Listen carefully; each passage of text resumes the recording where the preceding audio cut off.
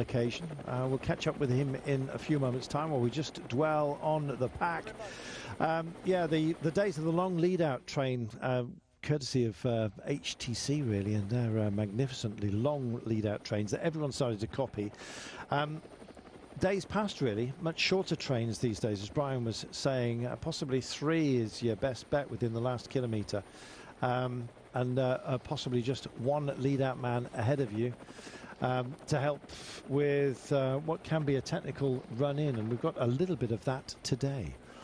Shame that we don't have our distance marker for you, but from the profile of the lead-outs, we're assuming that we still have around about 3 kilometres to go for the time being. They haven't shortened down, possibly a little bit longer than that.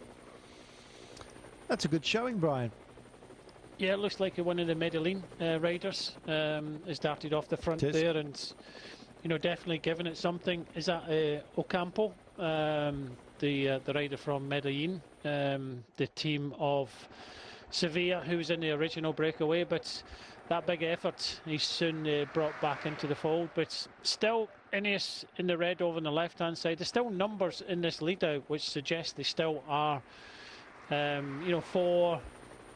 maybe 5 kilometres from the finishing line. The closer you get, the less riders there are in front of the lead-out. And with Remco, the world champion, sitting in third place at the moment, you still got, Jan Hurt up there. So Lampard as well. So there's still a bit to go. With the aren't in full swing, even with the riders that are attacking off the fronts, you couldn't do that if they were in full swing for the lead-out. Total Energies still embedding themselves. Danios coming in and joining the fray.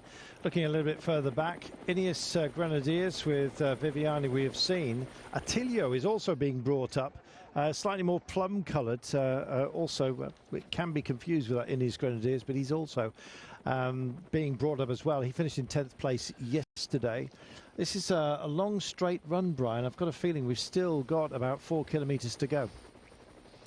Yeah, it's and then we start. It's just the numbers that are in front of the sprinter. The more numbers, the further out you are from the actual sprint. So this kind of holding pattern at the moment, with the attacks that are coming, suggests that they aren't at full speed. So there's still a little bit to go. But once we get closer, they start to peel off. They start to get faster. So that'll give you an indication of how close we are getting to the finishing line. Well, you can hear the effects mics from the finish line with the police bikes going through, which means this will be done and dusted within about the next 2 minutes. That's what the whooping sound is that's coming over into your heads for the time being. Attilio Viviani is up towards the fore. And we've also got Chimbuster Quintero. That's Mauro Abel Richese, more in sort of a pinky red up towards the front. Looking at Astana, they really fancy this one, and Gleb Zrista, if he can keep hold of the wheel of Evgeny Gidic late on for Astana, he's going to be in a handsome place. Ilo Cometa with Giovanni Lonardia also involved. Apologies for the wailing sirens that are going through your heads at the moment. That's from the finish line. Sounds like they've quietened them down, thank heaven for that. 4 hours and 18 minutes in the saddle. Thanks for the time, but we'd like the distance to go, please. That would be nice and handy. No markers at the side of the road either. And they really keep playing this very cagily, Brian. We've got, in the last 5 kilometres, we have a left-hander for about 2.5 kilometres, another left-hander, a third left-hander, and then a right-hander to bring us to the line.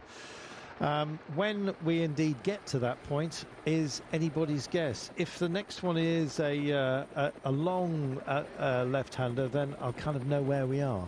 But 4 hours and 19 minutes is the length of time that we've been in the saddle today. It's been a long one, hasn't it?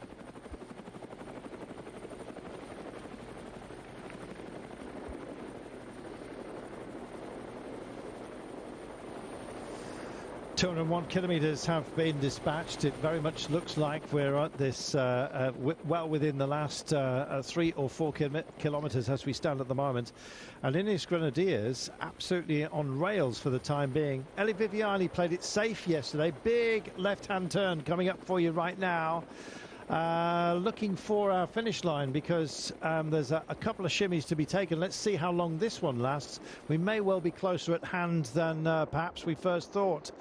They're going to the safe side of the road. Trouble is, if they do that, they open it up dead centre. No sign of Team DSM for the time being. Was expecting them to be in the fray today with Welsford, but he took a bit of a tumble. Remco Evenepoel just planted at the front.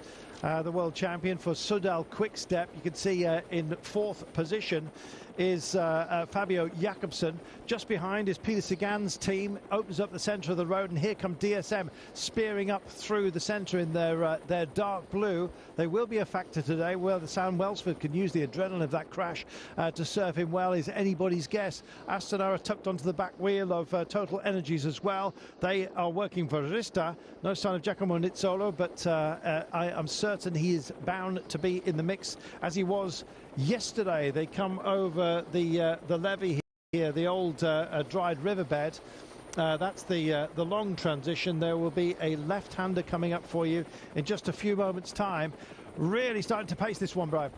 Yeah, they're about, I would say, about 3 kilometres ago, because now Evenepoel is going to starting to stretch things out a little bit now, with the Ineos now down to 2 riders in front of Viviani, so we're getting closer and closer. But you know, the team of Soudal Quick-Step have got the numbers at the front. They've got 3 riders in front of the European champion, and they're all queuing up trying to get on his wheel.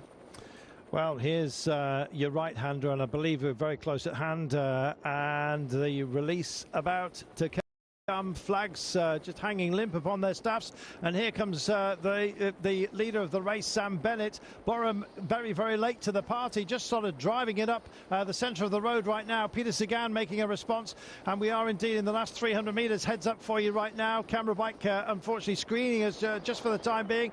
Sam Bennett's just drifting to the front. He's making a great move at the moment. Super work, shoulder to shoulder stuff going on. Evenepoel's just balked out of it at the moment. It's going to be between the pair of them, I believe. Good pickup by Nizzolo as well, who's looking very, very strong. And here comes Gaviria spearing up the centre. Gaviria on the throw, is it? Oh!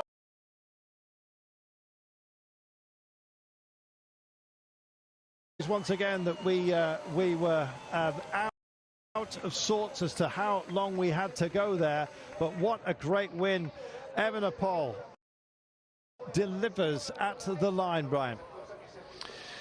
Yeah, it was such a frenetic sprint in the end, blanket finish, and just to throw the bike there for Jakobsen takes that. I'd like to see another repeat, maybe an overhead, see how close it was. It did look as if Bora Hansgrohe were setting up Sam Bennett pretty nicely there, but I think by the looks of things, very difficult to see around that motorbike that possibly Sam Bennett took it up a little bit too early there. Well, Jakobsen, European champion, I beg your pardon. What a skirmish that was. Fabio Jakobsen, of course, European champion. We got the jersey right. And indeed, he got the dive for the line right as well. Fabio Jakobsen delivers. Super work by the world champion Evenepoel. Fabio Jakobsen versus Gaviria in the end, and Jakobsen made it stick. Sorry about the nerves at the end there. That was a real pulp.